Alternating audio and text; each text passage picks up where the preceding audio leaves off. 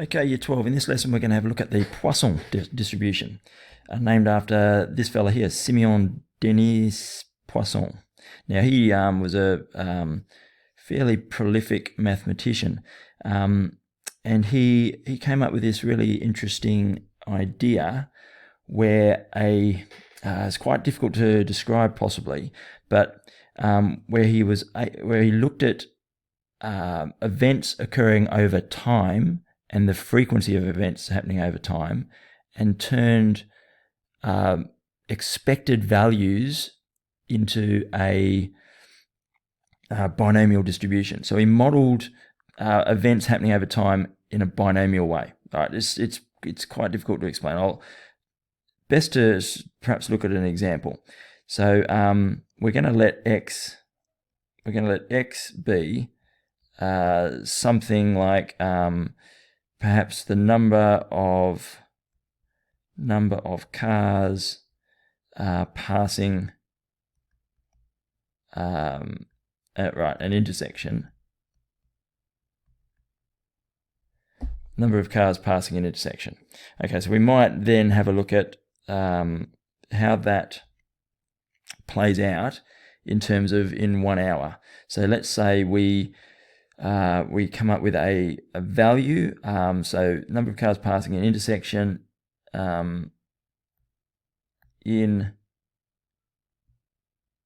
a period, maybe just in a period of time.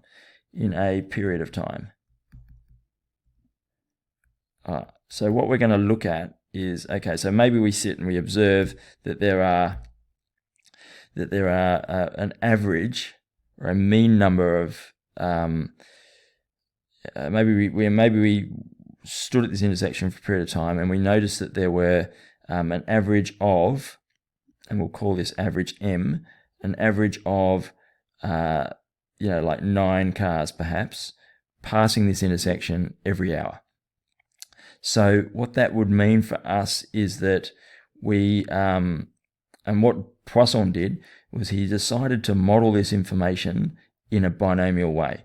So he said, okay, if there's 9 cars passing in an hour, then so 9 cars per hour, then what he said was what we could do is we could break that hour down into minutes and say, well, okay, that means that the probability, so this M is our expected value of X, which is M. Now, if we model this as a binomial, then our expected value, which is M, is also equal to the number of events times the probability, the number of repetitions by the probability. So let's say if we went, so just hold all this information because that's kind of core to our question. Let's say that we want to break this hour down into minutes. So if we broke it down into 60 minutes and looked at those minutes as separate events, if you like. So what we're saying then is that n is equal to 60, and that our probability is equal to m, in this case 9, m over 60. Okay, because if we just divide both sides by n, we've got our expected value over 9. Expected value over 60. Because n is equal to 60, right? So p is equal to m over 60, and we could look at this as a binomial and work out, well, for instance, what the probability that x is equal to a certain value. It could be anything, but let's say, or we'll just let it equal to k. So if we want to know what the probability of that there were 2 cars passing in a certain period of time, then we could model this as a binomial. So we're taking each minute as a separate event. So there are 60 events. We're looking at the probability that there will be k successes, and that there will be 60 minus k failures in those 60. So this is the idea that Poisson came up with. So they're typically time questions, things happening, or the frequency with which events are happening over a period of time. Now, I should give you the I should say that I could just give you the formula. What's going to happen? I'm going to make two videos. I'm going to look at how the Poisson distribution and the formula was developed, and then we're just going to use the formula. And it's a really straightforward. It becomes probably the simplest thing you'll ever do in mathematics. But the build up is the interesting bit, and the development of the Poisson result is the interesting bit. So I really want to talk about that. So this is our modeling of the situation in 1 hour. So if we wanted to find, say, the probability that there were 2 cars in that hour, then k would equal 2, and we'd punch all that through here, and we'd put m equals 9 in there because that's our expected value. That's our Poisson parameter. But then Poisson thought, well, why break it into minutes? Because we could have a couple of cars come by in a minute, and that would just count as one event. I really want to break it down a little further, so that why have each minute as a separate event? Why not have each second as a second event? So he went a little further and said, well, rather than, let's break it down further so that I've got 3,600 seconds in that hour, and I've still got 9 in my hour, or m in my as my expected value. So now n is equal to 3,600, and my probability is equal to my expected value per hour over 3,600 in each of those little fragments of time. And so now what would happen? Then I'm not going to write it all out again, but this number here becomes 3,600, and this number here 3,600, and this number here 3,600, and we get a pretty good binomial distribution for finding the probability that we'll get a certain number of cars in an hour in a binomial way. So what Poisson essentially did was took time and broke it up, and made it by turning time into fragments of seconds and microseconds. He turned it into a discrete probability distribution, and he decided that he would like to model this in a way where we looked at not just super large values here, but actually values as n approaches infinity. So he then looked at the limit of this. So he then went to, well, let's not stop there. Let's get super serious and find out what the limit is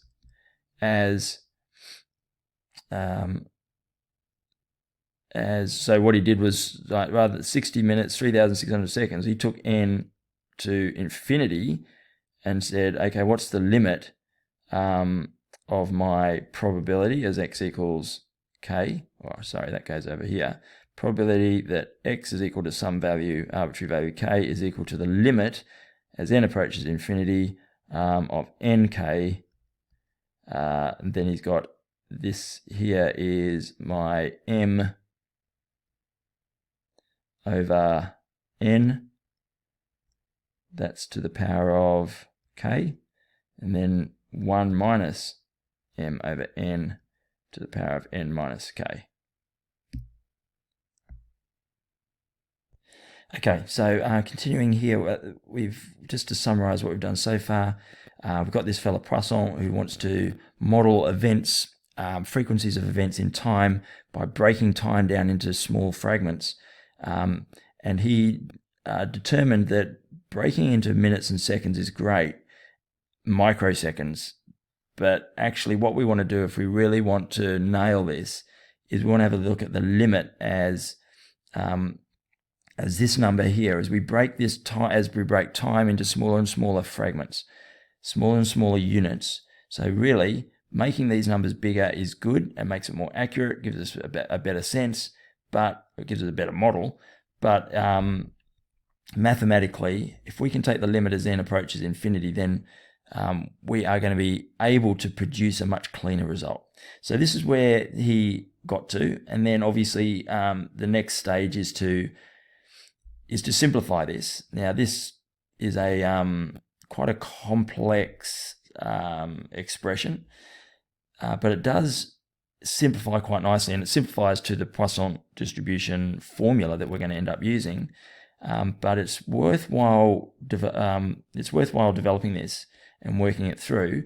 But there are a couple of things that will be a little, maybe a little hard to grasp initially, but I'll try, and it's worth seeing how it develops. And I think it's also interesting for you to perhaps look at how a few of these results, how they come out.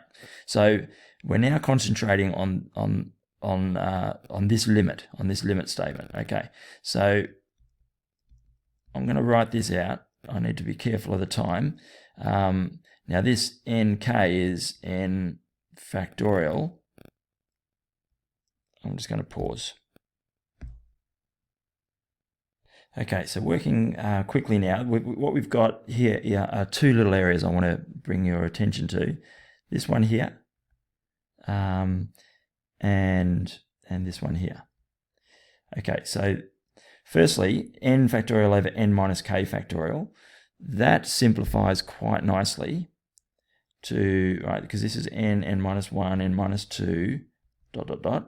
In the middle here somewhere we've got an n minus k plus 1, and we've got an n minus k, and then it all goes all the way down to 1. And underneath this n minus k factorial is n minus k minus 1, all the way down to 1. So what we have, all these cancel out, so we're just left with what's on top there.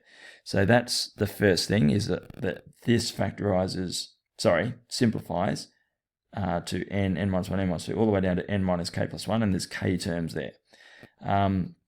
Okay, what I did was I switched these two terms around, okay, just to enable that. Now this is the other expression I want to concentrate on. Now the thing is, we're finding the limit of this whole product, but I can take the limit individually of each of those and multiply them together as n approaches infinity. Now this 1 minus m on n, I just want to perhaps remind you of a quite important result, and that is that 1 plus 1 over n to the n is equal to e. We developed this when we talked about e. If you look at this equals e as n approaches infinity. All right, so I'm talking about the limit here. The limit as n approaches infinity of this expression equals e. Now, if this becomes if we make this m, then this becomes e to the power of m in there. Okay, and there's a little algebraic maneuver to get that, but that's what we get. So what we're going to get, this limit is going to give us e to the power of m. So let's have a look at what happens on the next step.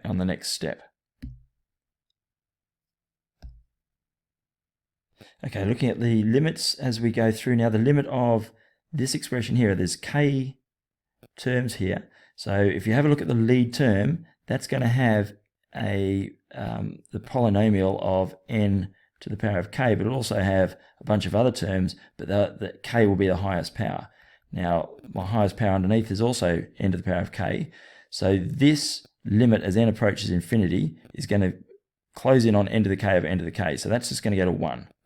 Okay, that's going to 1. This term here is m to the k over k factorial. That's just a constant, so that's not going to change. E to the m is e to the m, as I discussed before. Now this limit here, as n approaches infinity, this gets super small, and I just end up with 1 to the negative k, and 1 to the negative k is just 1. So I end up with this expression here. I end up with probability. So we end up with simplified version, this expression here. Now, sorry, I made a mistake up here. E is to the negative m because of the, e to the m here. But when this becomes negative m, when that becomes negative, 1 minus m over n, that'll go to e to the negative m. So the limit is e to the negative m for this term here and this term here. So this is how it looks. We will see it more often in our textbooks written with x rather than k. So it'll be m to the x, and it'll have an e to the minus x out here, perhaps over x factorial. And that is our Poisson formula.